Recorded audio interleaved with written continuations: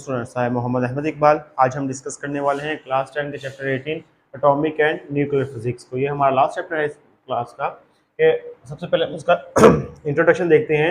Introduction में हमारे पास क्या है कि ये सबसे पहले किसने कंसेप्ट दिया था एटम का, तो ये हमारे पास ग्रीक फिलोसोफर था डेमोक्रिटस, जो कब दिया था इसने 1585 को 85 BC को उसने क्या दिया था, पोस्टुलेट किया था कि जो मैटर्स हैं वो स्मॉल पार्टिकल से मिलके बने हुए हैं, जिसे हम क्या कहते हैं, एटम कहते हैं।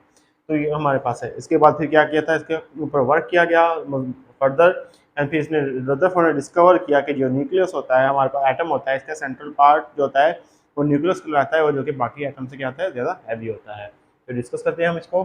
ग्रीक फिलोसोफर डेमोक्रिटस इन 1885 BC, यानी कि 1885 BC में पोस्टुलेटेड दैट, उसने बताया कि matter is build from small particles called atom, बना है छोटे पार्टिकल से, जिसे हम क्या कहते हैं, एटम कहते हैं।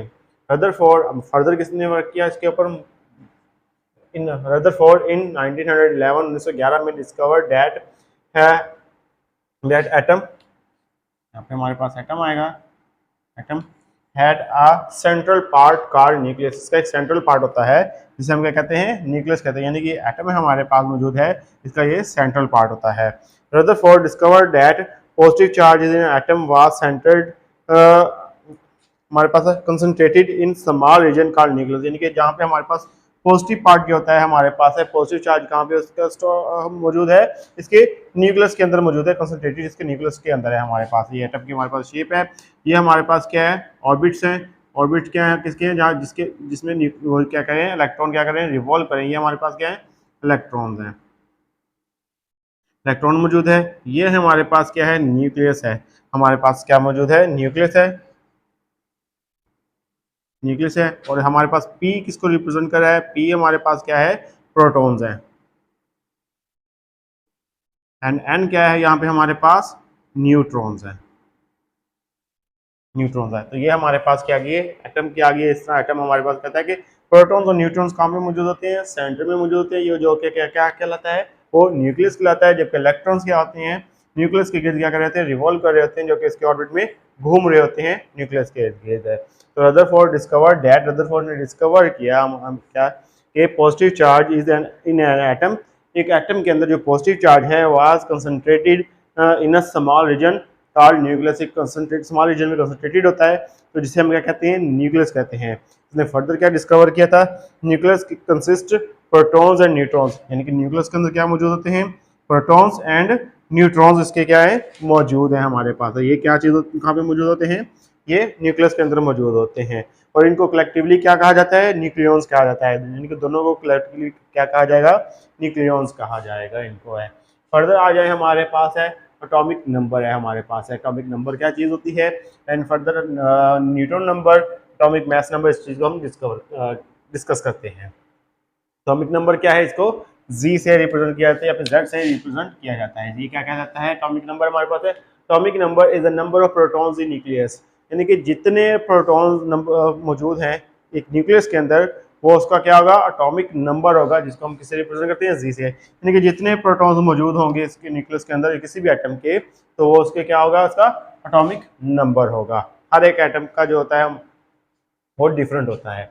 अच्छा, अब आगे आ जाए, हमारे पास है न्यूट्रॉन नंबर है। न्यूट्रॉन नंबर क्या होंगे, कि जो न्यूट्रॉन्स जो मौजूद हैं एक न्यूक्लियस के अंदर, जितने नंबर ऑफ न्यूट्रॉन्स मौजूद होंगे एक न्यूक्लियस के अंदर, वो क्या होगा, न्यूट्रॉन नंबर होगा। The number of neutron in the nucleus is called neutron number. जो नंबर ऑफ न्यूट्रॉन्स होंगे एक न्यूक्लियस के अंदर, वो क्या कहलाते हैं, न्यूट्रॉन नंबर कहलाते हैं, जिसको किससे रिप्रेजेंट किया जाता है, एन से रिप्रेजेंट किया जाता है।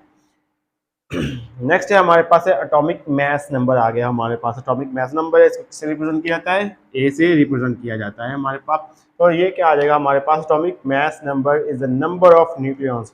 ये क्या है, नंबर ऑफ न्यूक्लियॉन्स है। और न्यूक्लियॉन्स क्या चीज़ होती है, कलेक्टिवली प्रोटॉन्स और न्यूट्रॉन्स को हम क्या कहते हैं, न्यूक्लियॉन्स कहते हैं। यानी कि नंबर ऑफ जो प्रोटॉन्स मौजूद हैं एक न्यूक्लियस के अंदर, और नंबर ऑफ न्यूट्रॉन्स मौजूद हैं एक न्यूक्लियस के अंदर, यानी कि दोनों को सम कर देंगे तो हमारे पास क्या आ जाएगा, एटॉमिक मास आ जाएगा। Atomic mass is the number of nucleons and in the protons, और जिससे हम क्या कहते हैं, प्रोटॉन्स और न्यूट्रॉन्स का जो सम होगा हमारे पास है in the nucleus, that is A is equal to A क्या है हमारे पास है, एटॉमिक मास नंबर है हमारे पास है। तो G क्या आ जाएगा हमारे पास, G आ जाएगा हमारे पास एटॉमिक नंबर आ जाएगा और n क्या आ जाएगा, नंबर ऑफ न्यूट्रॉन्स आ जाएगा। तो ये क्या बन जाएगा हमारे पास है, एटॉमिक मास नंबर बन जाएगा। इसे हम क्या कहेंगे, एटॉमिक मास आ जाएगा ये हमारे पास। नेक्स्ट हमारे पास है कि mass of neutron is nearly equal to the mass of proton. जो न्यूट्रॉन का मास होता है तकरीबन मुकम्मल तौर पे नहीं हम कह सकते हैं, तकरीबन किसके इक्वल होता है, प्रोटॉन के इक्वल होता है, यानी कि इसके इक्वल हो जाएगा। लेकिन जो प्रोटॉन का मास जो होता है वो इलेक्ट्रॉन से बहुत ज़्यादा हैवी होता है, 1836 times heavier than an electron, यानी कि इलेक्ट्रॉन से 1836 गुना जो होता है वो क्या होता है, हैवियर होता है। तो इसे हम क्या कहेंगे, हमारे पास है प्रोटॉन का मास से ज़्यादा होगा। कितने टाइम ज़्यादा होगा, 1836 टाइम ज़्यादा होगा हमारे पास। तो ये हमारे पास क्या आ जाएगा, प्रोटॉन का मास आ जाएगा। तो हम हमने आज क्या डिस्कस किया है, हमने डिस्कस किया, इसका इंट्रोडक्शन किया है, साथ atomic number, neutron number and atomic mass number को हमने डिस्कस किया है। स्टूडेंट्स आपका लेक्चर समझ आया होगा। आज के लिए इतना काफ़ी है। अल्लाह हाफिज़।